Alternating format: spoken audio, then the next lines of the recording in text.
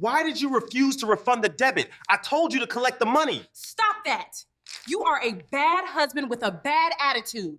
Amara discovers her husband Chaik owes 2 million naira to Mr. Okonkwo, a debt that will cost them their home and possibly Chaik's life. Desperate, she takes a secret job as a night cleaner at a luxury hotel, where she accidentally discovers a wealthy guest's lost diamond bracelet. Instead of keeping it, she returns it, earning a massive reward. She pays off the debt anonymously, but when Chaik discovers the truth, he's devastated by shame. The shocking twist: Mr. Okonkwo reveals Amara is actually the daughter of a wealthy man who disowned her for marrying Chaik. Her father, now dying, has been watching her all along through Okonkwo, testing if she was worthy of his fortune. Her selfless act proves her character, changing their lives forever. The machete gleamed under the single bulb swinging from their ceiling. Mr. Okonkwo's gold rings caught the light as he dragged the blade slowly across their wooden table, carving a thin line into the surface. 7 days, Chaik, he whispered, his voice colder than the harmattan wind outside. 7 days, or I take your wife. You know what my boys do to pretty women who can't pay. Amara stood frozen in the doorway of their small Lagos apartment, her basket of unsold akara trembling in her hands. She watched her husband, her strong, proud Chaik, drop to his knees, tears streaming down his face. Please, sir. Just 1 more month. I beg you in the name of God. The slap echoed through the room.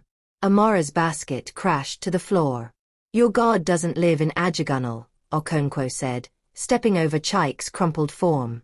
He paused at the door, his eyes crawling over Amara like insects. 2 million naira. 7 days. Or she becomes my property.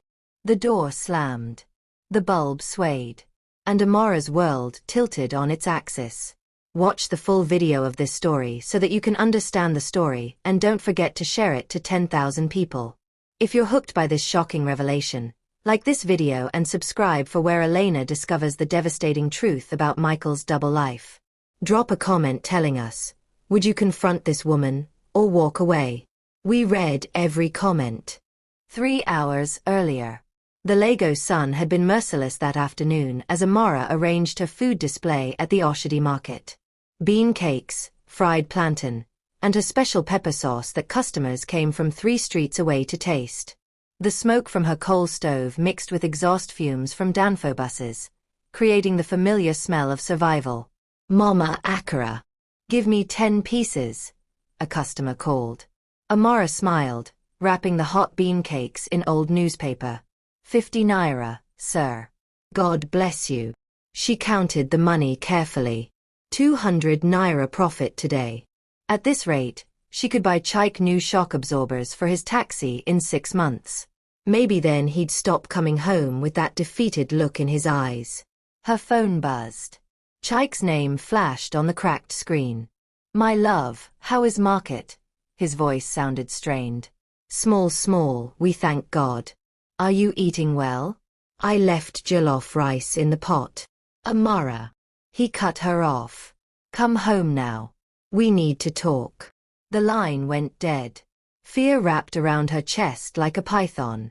In 5 years of marriage, Chaik had never used that tone. She packed her things with shaking hands, her mind racing through possibilities. Was he sick?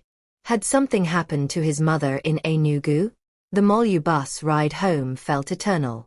Amara clutched her money bag, today's earnings plus the 3,000 naira she'd been saving secretly for Chaik's birthday surprise. Through the grimy window, she watched Lagos rush by, hawkers dodging traffic, women balancing impossible loads on their heads, children playing in gutters that doubled as streams during rainy season. This was her city. Loud, chaotic, unforgiving, but home. Their apartment building rose before her, a faded yellow structure with laundry hanging from every balcony like flags of surrender. She climbed the 3 flights of stairs, her wrapper clinging to her sweaty skin. The door was ajar. That's when she heard the voice. Smooth, dangerous, familiar from neighborhood whispers. Mr. Okonkwo. Amara pressed herself against the wall, listening. You thought you could avoid me, driver boy? You thought running to different parks, changing your route would save you, Okonkwo's laugh was a snake's hiss. I own the streets. I own the markets. And soon, I'll own everything you love. I'll get your money, Chike pleaded. The taxi business has been slow, but I'm working. Working. You've been working for 8 months. My interest grows every day. 2 million naira, Chike. You borrowed 500,000 to fix your worthless taxi. Now you owe 2 million. Amora's heart stopped. 2 million naira? That was more than they could earn in 3 years. How? Why hadn't Chike told her? She pushed the door open just as Okonkwo raised his hand to strike her husband. And that's when she saw the machete. Amora couldn't sleep. Beside her, Chike lay curled like a wounded animal, his body shaking with silent sobs. The scratched table in their sitting room was a constant reminder of Okonkwo's threat. 7 days. She stared at the ceiling, counting the cracks she'd memorized over 5 years of marriage. 43 cracks, like her 43 reasons for loving this man who now couldn't meet her eyes. I'm sorry, Chike whispered into the darkness. I wanted to give you everything. A better house. Children in good schools. I thought if I fixed the taxi properly, I could work harder, earn more. Amora reached for his hand. We'll find a way. But even as she said it, she knew the truth. 2 million naira might as well be 2 billion.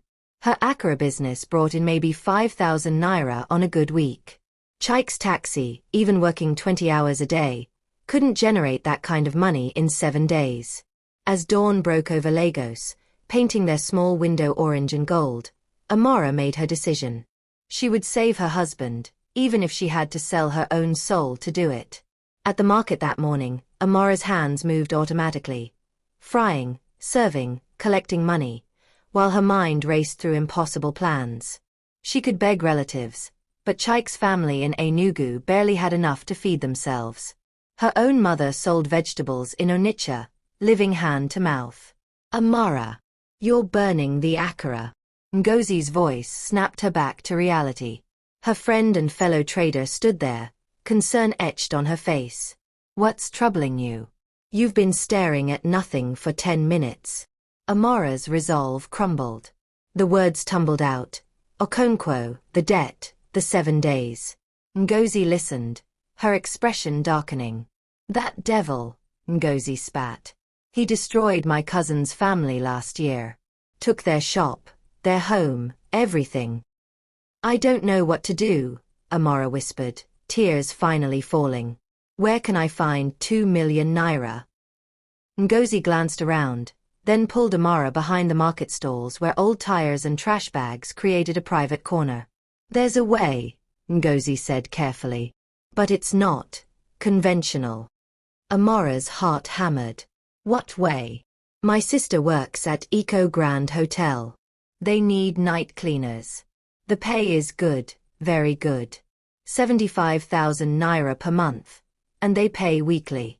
Rich guests leave tips, sometimes 50,000 naira for good service. Night cleaners. Amora's mind calculated furiously. Even with generous tips, it wasn't enough. Not in 7 days. Ngozi bit her lip. There's more. Rich men stay there. Foreign businessmen. Sometimes they look for company. No. Amora stepped back. I won't. Not that. Ngozi grabbed her arm.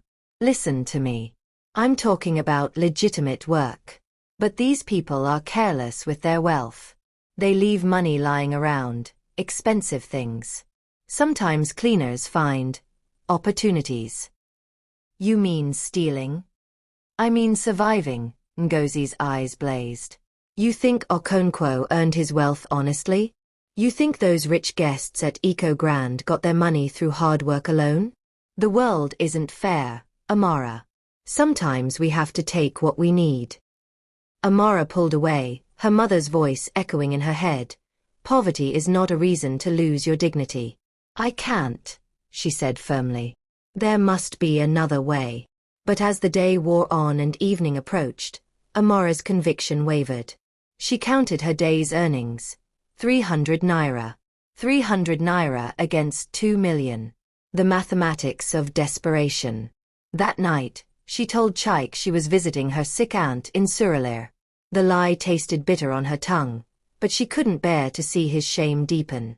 Instead, she took a Danfo bus to Victoria Island, to the gleaming towers of glass and steel that housed the Eco Grand Hotel. The hotel lobby was a different world.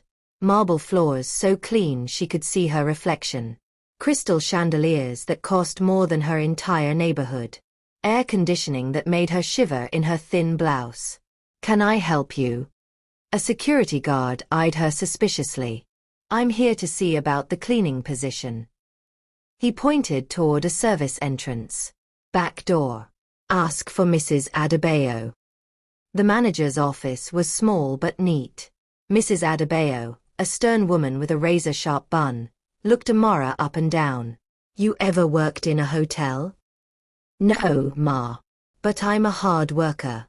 I keep my home spotless, and I run my own business." "Can you start tonight?" Amara blinked. "Tonight. 2 girls didn't show up. I need someone now. Midnight to 6 a.m. 75,000 naira per month, paid weekly. You get tips directly from guests. But..." Mrs. Adebayo leaned forward. "You see nothing, you hear nothing, you touch nothing except dirt. Understood?" "Yes, Ma." "Good. Report at 11:30. Wear all black. And one more thing. Some of our guests are very important people. Politicians, businessmen, foreign dignitaries. Discretion is not optional." As Amara left the hotel, her phone rang. "Chaik. Where are you? You said you'd be home by 8. The traffic is terrible, my love. I'll be home soon." Another lie. They were accumulating like unpaid debts. She stood at the bus stop, watching Lagos transform into its nighttime self, glittering lights hiding desperate darkness. In the distance, she could hear music from a nightclub, laughter from people who'd never worried about men with machetes. Her phone buzzed with a text from Ngozi. "Did you go? What happened?" Amara typed back, "I got the job. Starting tonight." The response came immediately. "Remember what I said. Opportunities.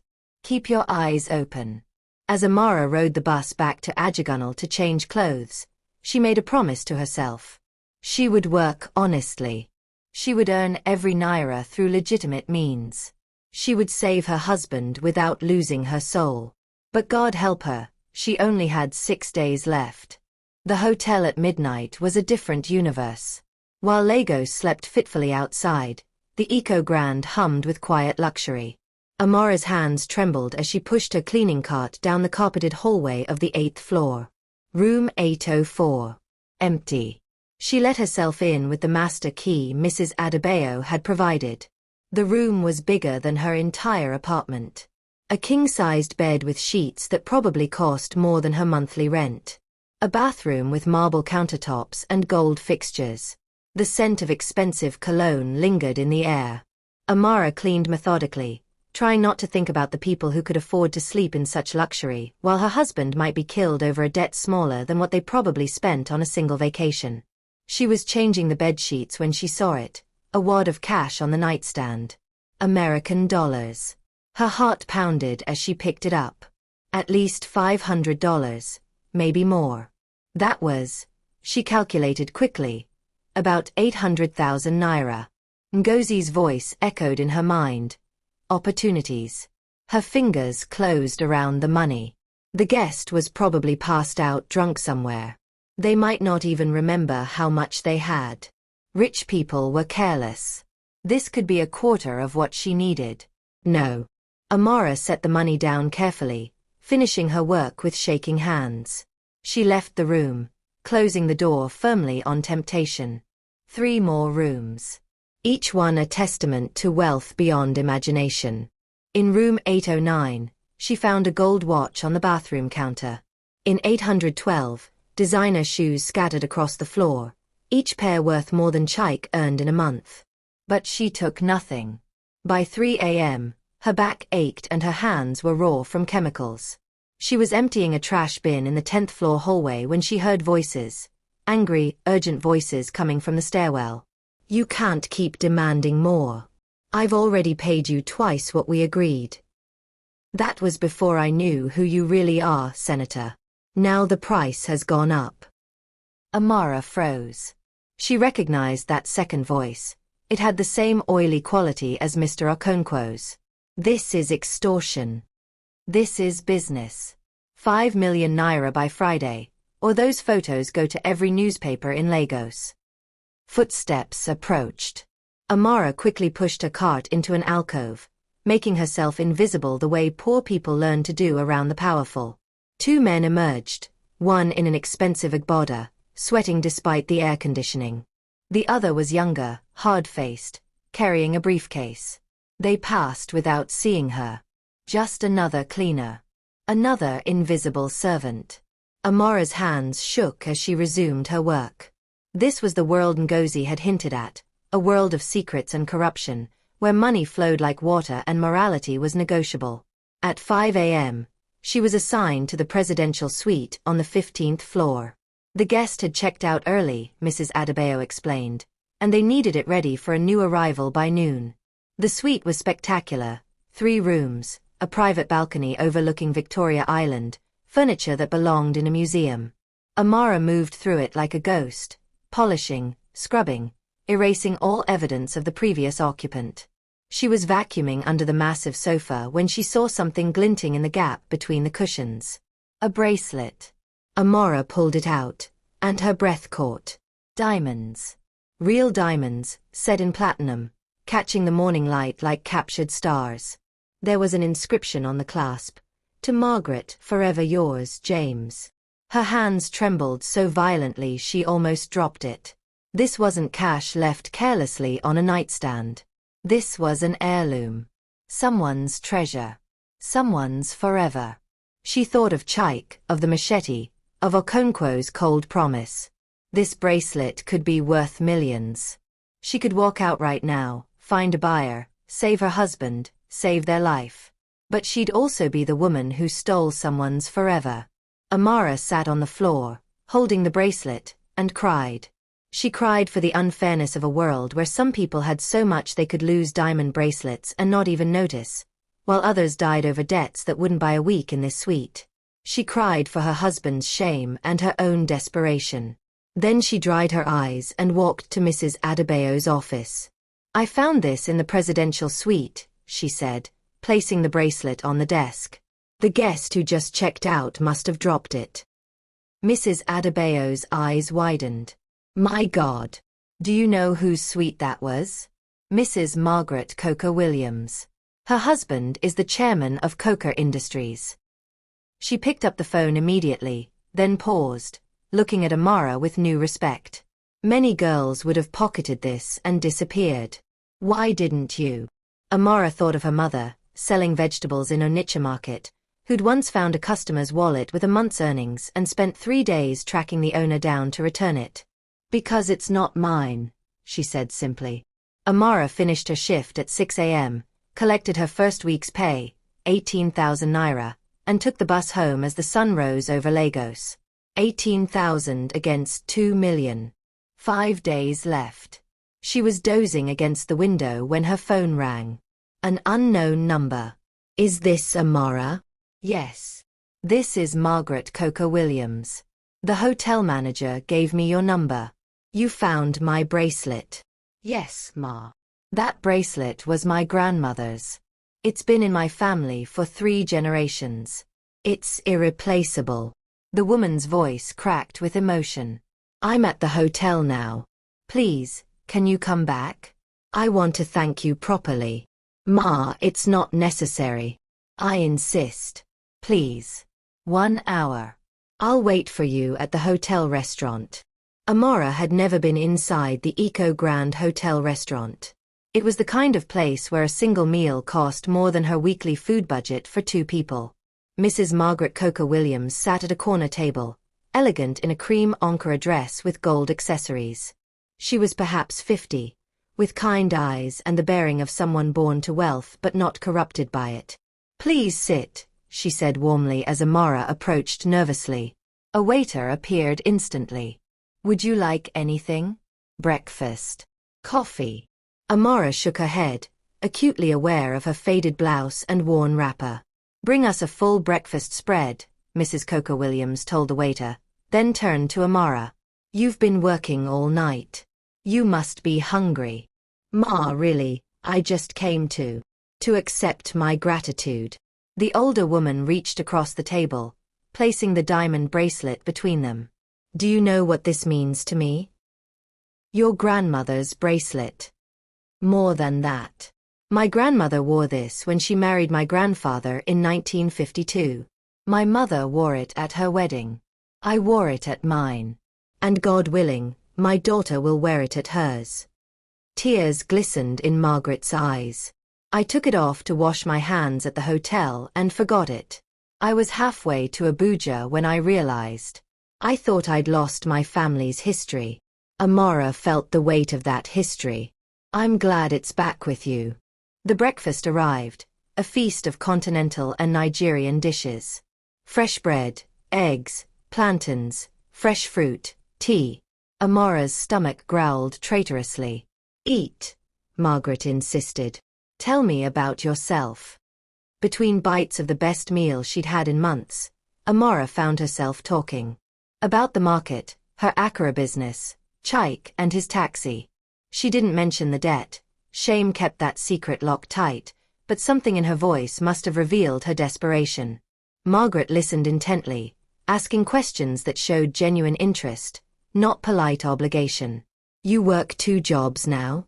The market and the hotel?" "Yes, Ma. We're saving for something important." Margaret studied her for a long moment. Then she opened her handbag and pulled out a checkbook. "The hotel manager told me you're paid 75,000 naira per month. Is that correct?" "Yes, Ma." Margaret wrote something, tore out the check, and slid it across the table. Amara looked down and nearly fainted. 5 million naira. "Ma, I can't. This is too much." "It's not enough," Margaret said firmly. "That bracelet is priceless to me. But beyond that, you showed character that's rare in this world. You could have sold it, kept it, claimed you never saw it. Instead, you did what was right even though, and I can see it in your eyes, you desperately need money." Amara's tears fell onto the check, smudging the ink slightly. "Ma, I don't know what to say." "Say you'll accept it.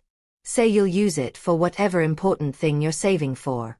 And say you'll never lose that honesty, even when the world makes it difficult." "I promise," Amara whispered. Margaret reached across, squeezing her hand. "My grandmother used to say that God watches how we treat treasures that aren't ours. You passed a test you didn't even know you were taking." Amara left the hotel in a daze, the check safely tucked in her bra, closest to her heart. 5 million naira. She could pay Okonkwo, with 3 million left over. She could buy Chike a new taxi. They could move to a better apartment. Maybe even start the family they'd been postponing because they couldn't afford children. She wanted to run home immediately, throw the check at Chike's feet, watch his face transform from despair to hope. But something held her back, a small, insistent voice that said, "Not yet." Chike couldn't know about the hotel job. He'd be horrified that she was working nights, that she'd kept secrets. And if she suddenly appeared with 5 million naira? He'd ask questions she didn't want to answer. His pride, already wounded, might shatter completely. No. She needed to be smart about this. Amara stopped at a bank and opened a savings account, depositing 4 million. Then she went to see Ngozi at the market. "You look different," Ngozi said immediately. "What happened?" Amara pulled her friend aside and told her everything. The bracelet, Mrs. Coker Williams, the reward. Ngozi's eyes went wide. 5 million naira? Just for returning something? "Amara, you're blessed. I need your help. I have to pay Okonkwo, but Chike can't know where the money came from." "Not yet." He'll think. I don't know what he'll think, but it will destroy him. Ngozi nodded slowly, understanding. So you need someone to pay it anonymously. Can you do it? Tell Okonkwo someone paid the debt on Chike's behalf? Don't mention my name. What will you tell your husband? That a miracle happened. That maybe Okonkwo found mercy in his heart. Even as she said it, Amora knew how weak it sounded. But Ngozi squeezed her shoulder. I'll handle it. Tomorrow evening, I'll take the money to Okonkwo's office myself. By Wednesday, your husband will be free. That night, Amara came home to find Chike sitting in darkness, a bottle of local gin beside him. He rarely drank. 4 days left, he said without looking at her. I've been thinking, Amara. Maybe you should go to your mother's in Onitsha. Just for a few weeks. Until this is over. What are you saying? I'm saying I won't let Okonkwo touch you. If I can't pay, I'll deal with the consequences. But you'll be safe. Amara knelt beside him, taking the bottle from his hand. We're going to be fine. You don't understand. Men like Okonkwo don't forgive. They don't forget. I borrowed that money thinking I was investing in our future. Instead, I've destroyed it. Look at me, Amara commanded, cupping his face in her hands. You haven't destroyed anything. We're still here. We're still together. And I promise you in 4 days, this nightmare will be over. How can you promise that? Because I have faith. In God. In us. In miracles. Chike pulled her close, burying his face in her shoulder. I don't deserve you. Then spend the rest of your life earning me, she whispered. Later, as Chike finally slept, Amara lay awake, thinking about Margaret's words. You passed a test you didn't even know you were taking. She'd passed. But the real test was still coming. Would Chike forgive her deception when he learned the truth? Would his pride survive being saved by his wife's secret sacrifice? Questions for another day. For now, she had saved him. That was enough. Tuesday evening. 3 days before Okonkwo's deadline. Ngozi stood outside the moneylender's office, a grimy building in Ajagunal with peeling yellow paint and iron bars on every window. Men loitered outside, the kind who broke kneecaps for late payments and smiled while doing it. Inside her bag, 1 million naira in cash, carefully counted, and a cashier's check for 1 million more. The bank wouldn't allow her to withdraw everything at once without questions, so Amara had split the payment. I'm here to see Mr. Okonkwo, Ngozi told the guard at the door. About what? Chike the taxi driver's debt. I'm here to settle it. The guard's eyebrows rose, but he let her through. Okonkwo's office matched his personality, cold, sparse, intimidating. He sat behind a metal desk covered with ledgers, each one documenting somebody's desperation. When Ngozi entered, he looked up with reptilian interest. Who are you? That doesn't matter. I'm here about Chike's debt. Okonkwo leaned back, gold chains glinting at his neck. Is Chike sending women to beg for him now? How far he's fallen. I'm not begging. I'm paying. Ngozi dropped the bag and checked on his desk. 2 million naira. Count it. For the first time, surprise flickered across Okonkwo's face. He opened the bag, riffling through the cash, then examined the check carefully. Where did a taxi driver get 2 million naira? Someone took pity on him. A good Samaritan. There's no such thing in Lagos. Okonkwo's eyes narrowed. Who really sent you? Does it matter? You're getting your money. He counted every note slowly, deliberately, making her wait. Finally, he nodded to one of his boys, who verified the check with a phone call to the bank. It's good, boss. Okonkwo pulled out a ledger, wrote something, then stamped a piece of paper with red ink. Paid in full. Tell Chike his debt is cleared. But also tell him something else. Tell him his luck is suspicious. Nobody in this neighborhood gets 2 million naira from thin air. I'll be watching him. And if I find out he's into something illegal, I'll make sure he pays in ways that make our previous arrangement look like mercy. Ngozi grabbed the receipt and left quickly, her heart pounding. Only when she was 3 streets away did she stop to breathe.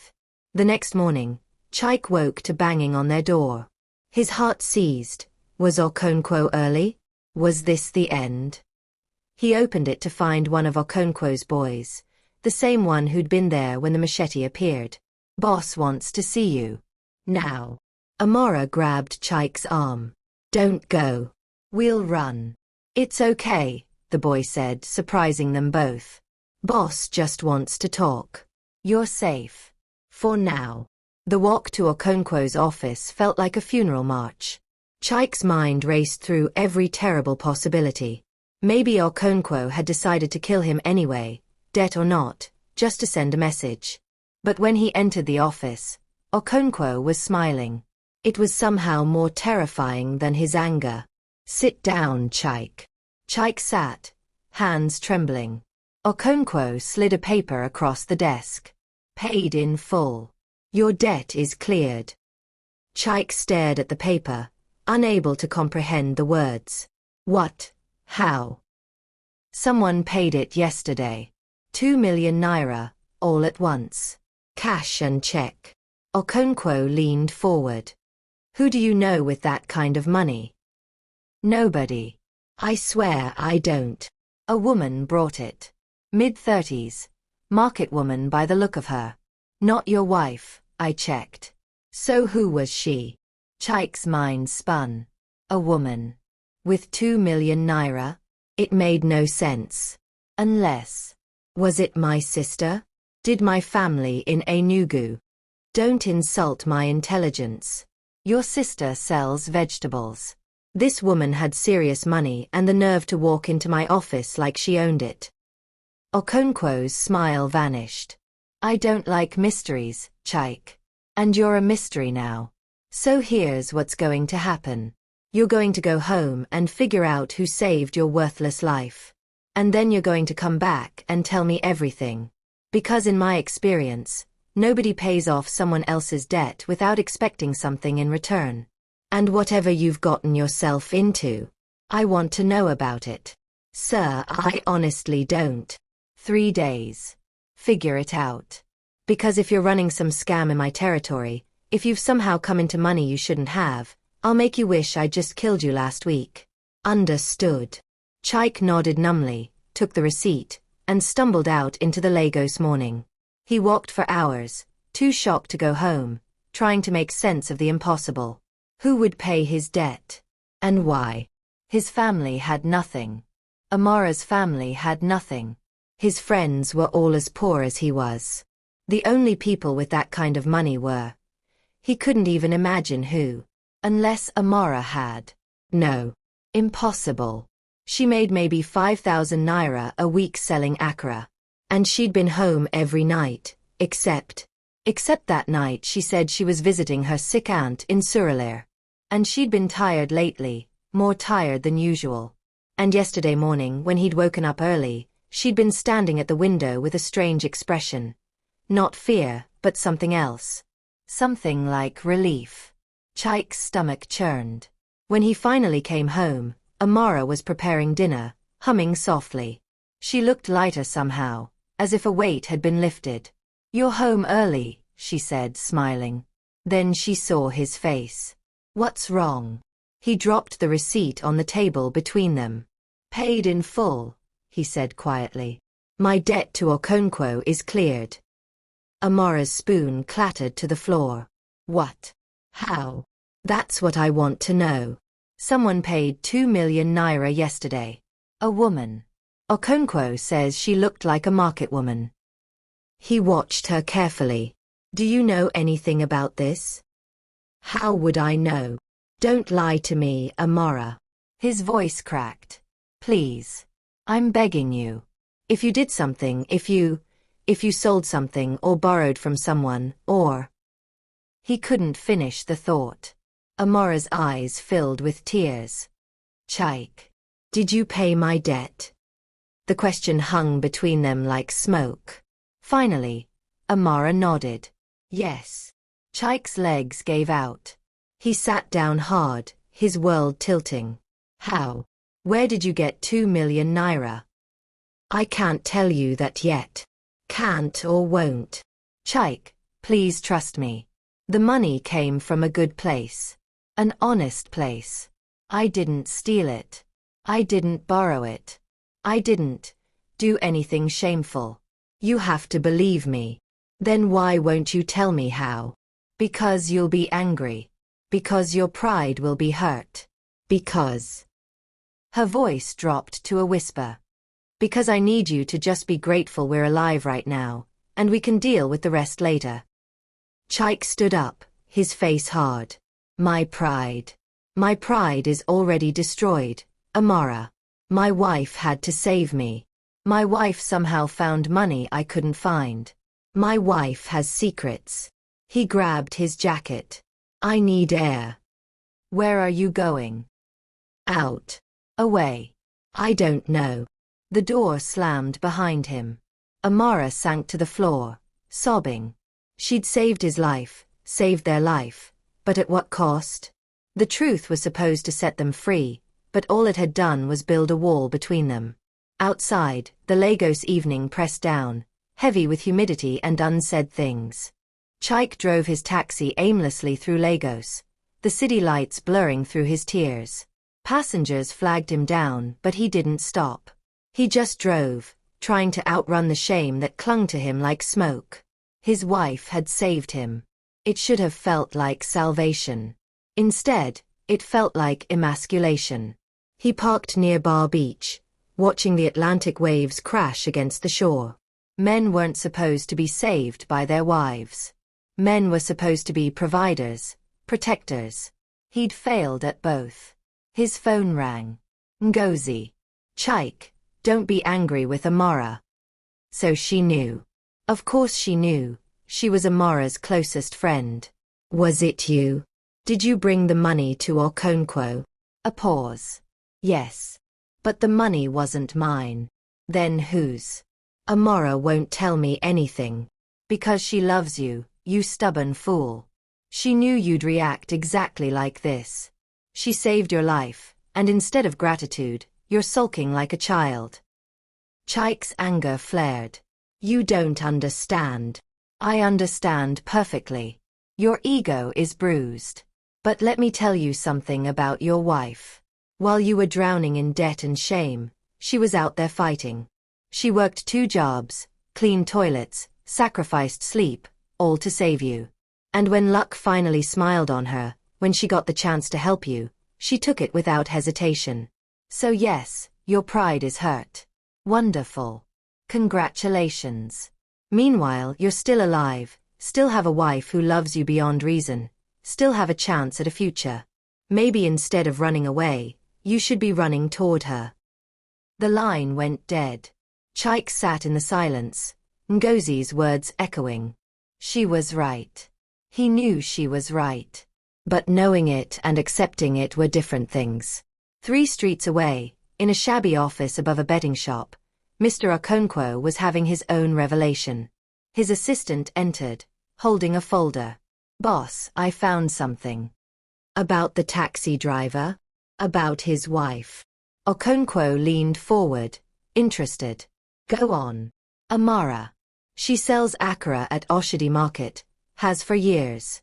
But last week, she started working at Eco Grand Hotel. Night shift cleaner. Hotel cleaner? Those jobs pay maybe 75,000 a month. Where did she get 2 million? The assistant flipped through papers. That's where it gets interesting. 5 days ago, a guest at the hotel lost a diamond bracelet. Worth about 8 million naira on the black market, maybe more. Guess who found it? Okonkwo's eyes narrowed. The wife. Yes. And guess who the guest was? Margaret Coker Williams. Wife of James Coker Williams, chairman of Coker Industries. One of the richest families in Lagos. And she returned it. She returned it. Next morning, Mrs. Coker Williams met with her at the hotel restaurant. After that meeting, The wife went straight to Diamond Bank and deposited 4 million naira into a new savings account. Okonkwo sat back, processing. A reward. The rich woman gave her a reward for returning the bracelet. Yes, boss. So the wife came into sudden money honestly. Found a bracelet, returned it like a saint, got rewarded by a grateful rich woman. Okonkwo laughed, but there was no humor in it. And she used the money to save her husband instead of keeping it for herself. He stared out the window at the street below, at the poverty and hustle that defined Ajigunle. In his 20 years as a moneylender, he'd seen every type of person. The desperate, the greedy, the clever, the stupid. But genuine selflessness? That was rare enough to be remarkable. Find out everything about this woman, he ordered. Where she's from, who her parents are, her full history. Everything. Yes, boss. After his assistant left, Okonkwo sat alone, thinking about diamonds and honesty, about a poor woman who'd held fortune in her hands and given it away to save a man who couldn't even save himself. It reminded him of someone. A memory from long ago, before he'd become the man he was now. A memory he'd buried under years of hardness and cruelty. He pulled out a locked drawer from his desk, removed a folder he hadn't opened in 15 years. Inside, a photograph of a young woman in a wedding dress, smiling at a man who looked nothing like the Okonkwo of today. This man had soft eyes, hope in his face. The woman beside him glowed with love. Her name had been Chioma. She'd believed in goodness, in helping others, in putting people before profit. She'd been a lot like Amara, actually. And she'd died because of his greed. Because he'd borrowed money from the wrong people to start his lending business. Because he'd been too proud to ask for help. Because by the time she'd found out, it was too late. The men he'd borrowed from had taken her instead of the money. They'd taken her. And they'd. Okonkwo closed the folder quickly, shoving it back in the drawer. But the memory lingered. Chioma would have returned that bracelet too. Chioma would have used a reward to save someone she loved, without hesitation, without expectation of gratitude. He picked up his phone and made a call. Yes, boss. The taxi driver's debt. It's fully cleared. Permanently. Remove him from all my lists. And if anyone in my organization bothers him or his wife again, they answer to me personally. Understood. Understood, boss. Okonkwo ended the call and poured himself a drink. He wasn't becoming soft. He couldn't afford to. But maybe, just this once, he could let goodness exist without punishing it. It wouldn't bring Chioma back. Nothing would. But it was something. 2 days passed in painful silence. Chaik stayed at a friend's place, driving his taxi but calling home only once to let Amara know he was alive. She didn't push, didn't plead. She simply said, "I'm here when you're ready." On the third morning, Chaik returned home at dawn to collect fresh clothes. He found Amara asleep at the table, her head resting on her arms, phone clutched in one hand as if she'd been waiting for his call. Dark circles shadowed her eyes. She'd lost weight. In 3 days, his strong, vibrant wife had become a ghost. Shame crashed over him. He knelt beside her, gently touching her shoulder. Amara. She woke with a start, eyes focusing on him. Chaik. You're home. I'm sorry, he whispered.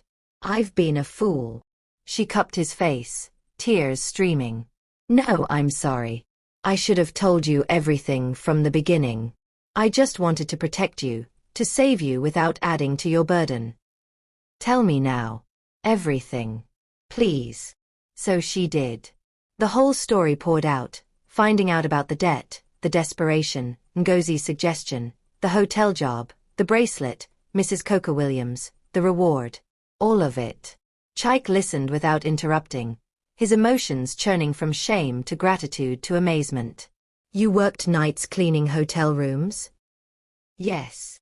You found a bracelet worth millions and returned it instead of keeping it? Yes. And you used the reward money to save me, even though you could have kept it for yourself, started a real business, changed your own life? Amara smiled through tears. My life is with you. What good is money if you're not here to share it? Chaik pulled her into his arms, finally understanding what Ngozi had tried to tell him. Pride was worth nothing compared to love. Ego was empty compared to sacrifice. I don't deserve you, he said for the 100th time in their marriage. Then spend every day trying to, she replied as always. They held each other as Lagos woke up outside their window, the city's morning symphony of car horns and street vendors singing its usual chaotic song. There's still 3 million left, Amara said softly. I was thinking, maybe we could use it wisely? Buy you a better taxi, one that doesn't break down every week. Maybe expand my Accra business. Save some for emergencies. What about you? What do you want? She looked at him seriously. I want us to be okay. I want to sleep at night without fear. I want to build something together, slowly, honestly. That's enough. Chaik kissed her forehead. You're remarkable, you know that? I'm just a woman who loves her husband. A knock interrupted them. Chaik tensed, Okonkwo. But it was their landlord. Letter for you, he said, handing over an expensive-looking envelope. Delivered by courier. Must be important. The envelope bore the embossed logo of a law firm. Adeyemi, Okafor and Associates. Chaik opened it with shaking hands. As he read, his expression shifted from confusion to shock to something approaching disbelief. What is it? Amara asked. It's from a law firm. They say they represent someone who wishes to remain anonymous. This person has been following our situation and is impressed by your character. They're offering. He had to read it twice to believe it. They're offering to pay for any business investment we want to make, up to 5 million naira. Not a loan. A gift. What? Why? The letter says, and I quote, "True integrity is rare in this world. When it appears, it should be rewarded and encouraged. Use this gift to build the future your character deserves." They stared at each other, stunned into silence. Who would do this? Amara whispered. I don't know. But whoever they are. Chaik folded the letter carefully. They just gave us a miracle. What they didn't know was that 3 miles away, in his office above the betting shop, Mr. Okonkwo was filing away a receipt for a 5 million naira donation to the law firm, with specific instructions on disbursement. He told himself it was just good business. That having people in the neighborhood who owed him goodwill was strategic. That it had nothing to do with Chioma's memory or the ghost of the man he used to be. But late at night when he was alone, he'd look at that old photograph and wonder if maybe, just maybe, some debts could be repaid in unexpected ways. 3 months later, Lagos had not changed. It was still loud, crowded, unforgiving. But for Chaik and Amara, everything was different. The taxi, a newer Toyota with working air conditioning and shock absorbers that didn't rattle, gleamed in the morning sun.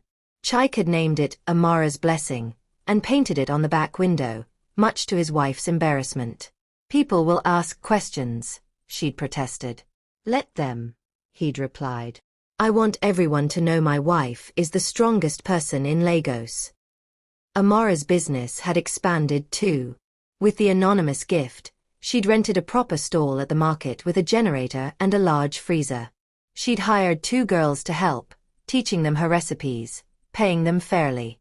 Her Accra was now famous across 3 markets, and she'd started getting catering orders for parties and events. But the biggest change was the one nobody could see, the restoration of Chaik's spirit. He'd spent weeks working through his shame with Amara's patient help. She never threw her sacrifice in his face, never reminded him that she'd saved him. Instead, she treated him as an equal partner, asking his opinion on business decisions, celebrating his taxi's good days, grieving together on bad ones. Slowly, his pride transformed from a brittle thing that could shatter into something more resilient. The quiet pride of a man who knew his worth wasn't measured by bank accounts but by character, by showing up, by trying again after failure. One evening, the day's earnings together, his from taxi fares, hers from Accra sales, Chaik said something he'd been thinking for weeks. I want to give back. Give back. Amara looked up from the money. There are other drivers like me, drowning in debt, trapped by moneylenders. I was thinking, what if we helped them? Not with huge amounts, but small loans, interest-free, flexible repayment. We could save people before they get to the point I reached. Amara's eyes lit up. A cooperative. Exactly. Drivers helping drivers. Market women helping market women. Start small, grow slowly, but do it honestly. Mr. Okonkwo won't like competition. Chike smiled. I'm not competing with him. I'm offering an alternative. If people want to borrow from a loan shark, that's their choice. But if they want to borrow from people who understand their struggle, who won't threaten their families. He shrugged. That's also a choice. They started the next week. This second chance cooperative, they called it. Word spread slowly at first. Taxi drivers were suspicious of anything that seemed too good to be true. But as people borrowed small amounts and actually repaid them at their own pace without threats, without interest climbing into impossible heights, trust grew. Amara did the same with market women, understanding their cycles of feast and famine, their children's school fees, their medical emergencies. Within 2 months, they had 30 members. Within 4, over 100. The cooperative met weekly in a corner of the market. People shared their struggles, celebrated their wins, helped each other with advice. It became more than money. It became community. One evening, a young taxi driver named Emeka stood up during a meeting. I want to say something, he began nervously. 3 months ago, I was ready to do something terrible. I'd borrowed from Okonkwo. I couldn't pay. He threatened my sister. I was going to rob someone, maybe hurt them, just to get the money. His voice broke. Then I heard about this cooperative. Brother Chike gave me enough to pay Okonkwo, interest-free. Said I could repay when I could. I asked him why. You know what he said. The room waited. He said, because someone once saved me when I didn't deserve it. Now I'm passing it forward. So I want to say thank you. You didn't just give me money. You gave me back my dignity. You reminded me I'm not alone. Applause filled the small space. Amara squeezed Chike's hand, pride shining in her eyes. After the meeting, as they walked home through the bustling evening market, Chike's phone rang. Unknown number. Hello. Is this Chike Okafor? A woman's voice, cultured, familiar somehow. Yes, who is this? Margaret Coker Williams. I believe you're married to a remarkable woman named Amara. Chike stopped walking. Mrs. Coker Williams. Yes, Amara is my wife. I've been hearing interesting things about a cooperative you've started. Interest-free loans, community support. Quite innovative. I wonder if you and your wife might have time to meet with me tomorrow? I have a proposition that might interest you. A proposition? My family's foundation supports grassroots initiatives that demonstrate sustainable community development. Your cooperative is exactly the kind of project we're looking for. I'd like to discuss providing seed funding, substantial seed funding, to help you expand. Chike's heart raced. How substantial? Shall we say 20 million naira to start? With the potential for more if the model proves scalable. He nearly dropped the phone. Mr. Okafor? Are you there? Yes, sorry, 20 million? That bracelet your wife returned? It made me think about what real integrity looks like. Then I heard she'd used her reward to save you, and that you'd both used your second chance to help others get theirs. That's the kind of character my foundation invests in. So, can we meet? Say, tomorrow at 2 p.m. at my office. Yes. Yes, absolutely. Thank you, Mrs. Coker Williams. Thank your wife. She started all of this. After the call ended, Chike stood frozen on the street while Legos flowed around him. Amara touched his arm. What was that about? He turned to her, eyes bright with tears and wonder. Remember when you found that bracelet? When you did the right thing even though it cost you everything? Yes. That decision just changed our lives again. The offices of Coca Williams Foundation occupied the 20th floor of a gleaming tower in Victoria Island. Chaik and Amara sat in the reception area, both overwhelmed by the marble floors, contemporary art, and the view of Lagos sprawling beneath them. Maybe this is a mistake, Amara whispered. We don't belong here. She invited us, Chaik reminded her. We belong anywhere we're invited. Margaret's assistant appeared. Mrs. Coca Williams will see you now. But she hesitated. There's someone else in the meeting. Don't be alarmed. The conference room was massive, with windows overlooking the Atlantic. Margaret stood by the window, elegant as always. But she wasn't alone. Mr. Okonkwo sat at the conference table. Chaik instinctively stepped in front of Amara. What is this? Please sit down, Margaret said gently.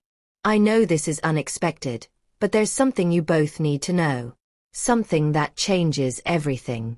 Reluctantly, they sat, as far from Okonkwo as possible. The moneylender looked different somehow. Smaller, older, almost vulnerable. Margaret took her seat. Before we discuss the foundation's investment, there's a truth that needs to come to light. Mr. Okonkwo has something to tell you. Okonkwo cleared his throat, not meeting their eyes. 15 years ago, I had a wife. Chioma. She was like you, Amara. Good, honest, believed in helping people. His voice cracked. I borrowed money from dangerous men to start my lending business. When I couldn't pay, they took her. They killed her because of my debt, my ambition, my pride. The room fell silent. I became the man I hated, Okonkwo continued. I became the monster who destroyed my life, but I told myself it was business. Just business. Then you came along, Amara. You found that bracelet, worth more than most people in Ajigunal will see in a lifetime, and you gave it back. You used the reward to save your husband instead of yourself. And I. He finally looked up, tears streaming down his weathered face. I saw Chioma in you. Saw the woman I'd lost, the goodness I'd destroyed. So I made inquiries. I wanted to know who you were, where you came from. And I found something impossible. Margaret slid a folder across the table to Amara. Open it. With shaking hands, Amara opened the folder. Inside, birth certificates, marriage records, and a photograph of a young couple. A sophisticated man in a suit and a beautiful woman holding a baby. That's my mother, Amara whispered, pointing to the woman. But who? That's Chief Adebayo Ojumosu, Margaret said quietly. One of the wealthiest men in Lagos. Owner of Ojumosu Enterprises. And according to these documents, he's your father. The world tilted. That's impossible, Amara said. My father was a poor man who died when I was 3. My mother raised me alone, selling vegetables. Your father disowned you, Okonkwo interrupted, when your mother wanted to marry a poor teacher from Onitsha. Chief Ojumosu said if she married beneath her class, she was no daughter of his. So she left everything, the money, the mansion, the family name, and married for love. She never told you the truth because she didn't want you to feel abandoned. Amara couldn't breathe. How do you know this? Because Chief Ojumosu hired me, Okonkwo said. 15 years ago, just after Chioma died, he came to me. Said his daughter had married and moved to Lagos. He wanted me to watch over her, report on her life, make sure she was okay. But he didn't want her to know. His pride wouldn't let him admit he'd been wrong to disown her. You've been watching me for 15 years? Amara's voice was hollow. Not watching. Protecting. When thugs threatened your market stall 3 years ago, who do you think made them disappear? When that corrupt tax collector tried to shut you down, who intervened? I was carrying out your father's wishes, protecting you from a distance. Then why, Chaik's voice was hard as steel, did you threaten us? Why the debt, the machete, the fear? Okonkwo's face twisted with shame. Because I'm still a monster. Because when Chike borrowed money, it was business first, and by the time I realized whose husband he was, the debt had grown. I tried to convince myself it was different, that business was business. But then Amara returned that bracelet, and I couldn't pretend anymore. I saw what real character looked like, what real love looked like. Everything I'd lost with Chioma. Margaret spoke again. Mr. Okonkwo contacted me after he learned about Amara's identity. He confessed everything. The anonymous gift through the law firm, the protection over the years. But there's more, Amara. Your father is dying. The words hung in the air like smoke. Pancreatic cancer. He has perhaps 3 months left. When Mr. Okonkwo told him what you'd done, returning the bracelet, saving your husband, starting the cooperative, Chief Ojumosu finally admitted what he'd known for years. That he'd been wrong. That his daughter had more integrity than anyone in his wealthy circle. That money without character is worthless. Margaret pushed another document across the table. He wants to meet you. And he wants to make amends. The Foundation's investment in your cooperative isn't just mine, it's his too. 20 million to start. But there's also this. Amara opened the document. It was a will. Skimming through the legal language, she found her name. He's leaving you everything, Margaret said softly. Ojumosu Enterprises, his properties, his investments, everything. Not because you're his heir, but because you've proven you'll use it wisely. Chike stared at the papers, then at his wife, then back at the papers. How much is everything? Approximately 4 billion naira, Margaret said. Plus assets that could triple that value. The number was so large it became meaningless. Amara stood abruptly, walking to the window. Below, Lagos sprawled, her city, her home, full of people like her struggling to survive with dignity. I don't want it, she said. Everyone stared. Amara, Chike began. No. She turned, her voice clear and strong. He disowned my mother because she chose love over money. She spent her whole life in poverty, but she was happy. She was good. She raised me to believe that character matters more than wealth. Now he's dying and suddenly wants to give me everything he denied her.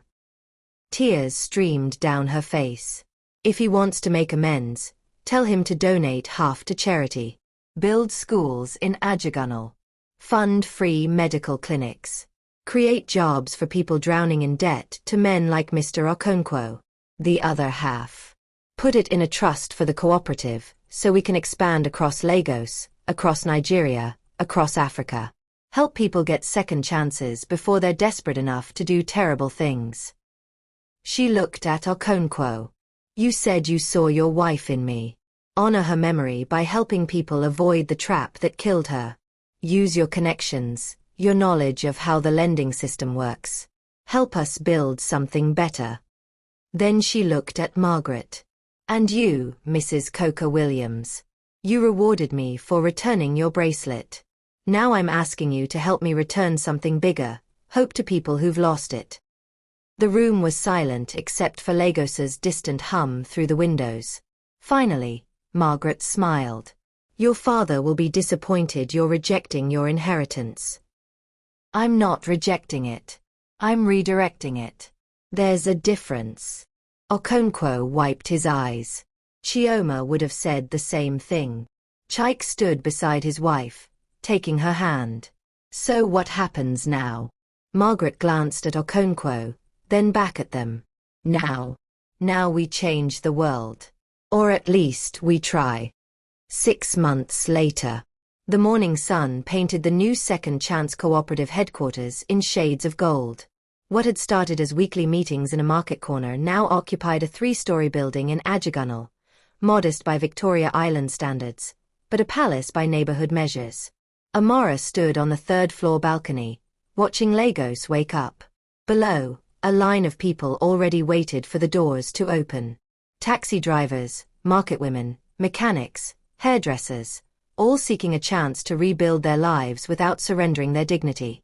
"You're up early," Chaik said, joining her with 2 cups of tea. "Couldn't sleep. Today feels important." Today was the official launch of the Second Chance Foundation. Chief Ojumosu's fortune transformed into a vehicle for systemic change. 20 cooperative branches would open simultaneously across Lagos.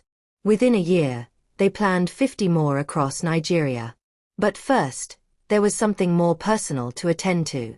The private hospital room was quiet, filled with flowers and afternoon light. Chief Adebayo Ojumosu lay in the bed, a shadow of the powerful man he'd once been.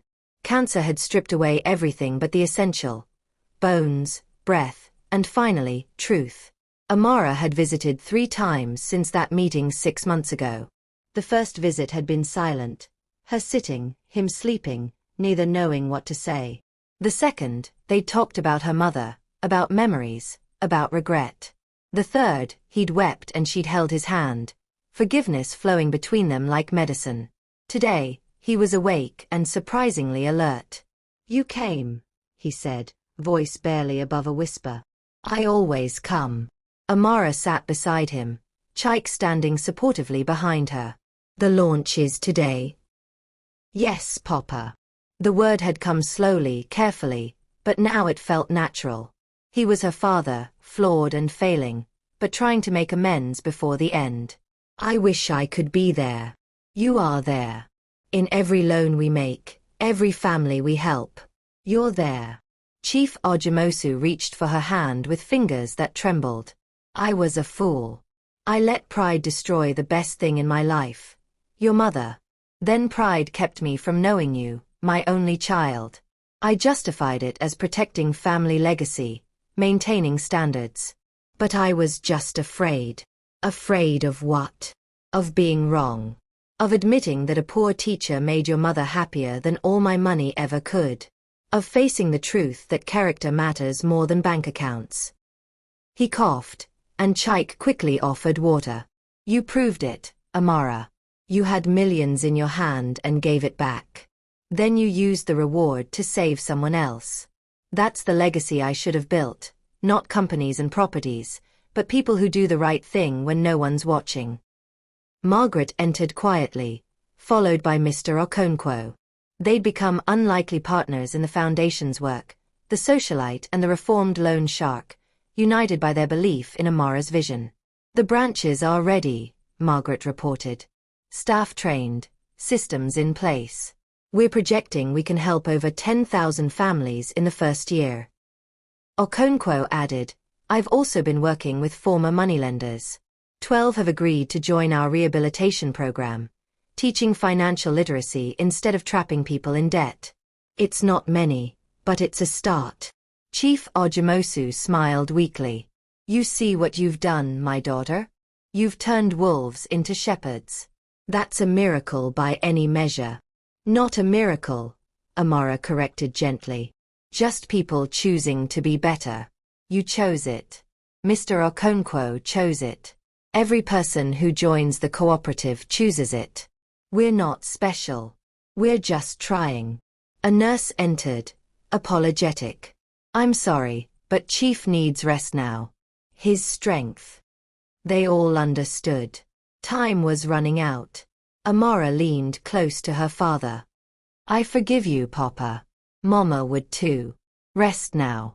Your work here is done." "Not done," he whispered. "Transformed. You transformed it into something beautiful." 2 weeks later, Chief Adebayo Ojumosu passed away peacefully in his sleep, surrounded by flowers and photos of the daughter he'd finally learned to know. The funeral was massive. Politicians, business leaders, society people, all coming to pay respects to one of Lagos's titans. But what surprised everyone was the other crowd. Hundreds of ordinary people who'd never met the chief but came because of what his daughter had built with his fortune. Taxi drivers in their best clothes. Market women in colorful ankara. Mechanics with clean hands. Children whose school fees had been paid by the Foundation's education fund. They filled the church and spilled into the streets, a sea of faces representing Lagos's real wealth. It's people, it's resilience, it's hope. Amara stood at the pulpit, looking out at the crowd. My father and I lost many years, she began. Years stolen by pride, by class differences, by fear. But in his final months, he taught me something important. It's never too late to change. Never too late to choose character over comfort. Never too late to build something that matters. She paused, gathering her thoughts. Many of you are here because of the Second Chance Cooperative. You've received loans, started businesses, rebuilt lives. My father's money made that possible. But remember this, the money didn't create the change. You did. Your willingness to try again, to work honestly, to help each other. That's the real legacy. My mother chose love over money and never regretted it. She taught me that how you treat people when you have nothing reveals your true character. My husband showed me that accepting help isn't weakness, it's wisdom. Mr. Okonkwo taught me that even the hardest hearts can soften. Mrs. Coker Williams demonstrated that the wealthy can be allies, not just obstacles. And my father? In the end, he taught me that it's not how you start that matters, but how you finish. He started with pride and ended with purpose. That's a good ending. The church was silent except for quiet weeping. So as we say goodbye to Chief Adebayo Ojemosu, let's also say hello to the thousands of lives his transformation will touch. Let's commit to being people who choose character over convenience, community over competition, redemption over revenge. And when the world asks you, as it asked me, to compromise your integrity for survival, remember this. The right choice might cost you everything in the moment, but it returns tenfold in ways you cannot imagine. Thank you, Papa. Thank you for finally choosing love. Thank you for letting me turn your fortune into freedom for others. Rest well. Your work continues. 1 year later, the Second Chance Foundation had expanded beyond anyone's projections. 57 branches across Nigeria. Partnerships with international development organizations.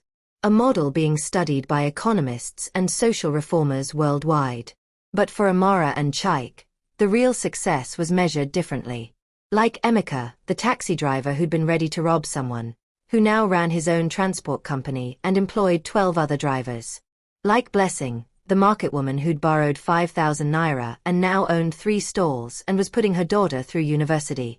Like Mr. Okonkwo, who'd spent 40 years as a loan shark and now spent his days teaching financial literacy to teenagers, trying to stop them from making the mistakes that had cost him everything.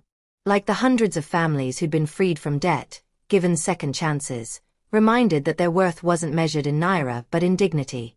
Amara stood in her market stall. She'd kept it, despite everything, because it reminded her where she came from. She was frying akara, the same recipe her mother had taught her, when a young woman approached nervously. "Excuse me, are you Mama Amara?" "Yes, dear. I heard you started the Second Chance Cooperative. I'm drowning in debt. A moneylender threatened my family. I don't know what to do." Tears streamed down her face. "Can you help me?" Amara wiped her hands and smiled, the same smile she'd given Chaik 5 years ago when they'd had nothing but each other and hope. "Yes," she said simply. "Yes, we can help you. That's what we do." As she walked the young woman toward the cooperative office, Chaik pulled up in his taxi, still Amara's blessing painted on the back, ready to drive them both to their next appointment. He looked at his wife, this woman who'd held millions in her hands and chosen integrity, who'd transformed her father's fortune into freedom for thousands, who'd turned a diamond bracelet into a revolution of kindness. "What are you thinking?" she asked. "That I'm the luckiest man in Lagos. Because of the foundation? Because I married a woman who taught me that character is the only wealth that matters. Everything else? It's just money." Amara laughed, that beautiful sound that had sustained him through the darkest times. "That's what my mother always said." "Your mother was wise." "She was. And so, in the end, was my father." They drove through Lagos, loud, chaotic, beautiful Lagos, toward whatever came next. The debt was paid. The fortune was shared. The legacy was secure. But more importantly, they'd learned the truth that would carry them through whatever challenges remained. Some debts can only be repaid by paying them forward. And the richest people aren't those who have the most money, but those who give the most away. That was the real secret. That was the shocking truth that changed everything. And that truth, like all lasting truths, cost everything and returned everything tenfold. Don't forget to like this video, subscribe, and share it with your friends, and most important thing, turn your notification bell so you can get informed when I dropped another amazing story. Drop your thoughts and reactions in the comments. What would you do if your spouse tried to kill you and you survive? Will you take a revenge or disappear forever?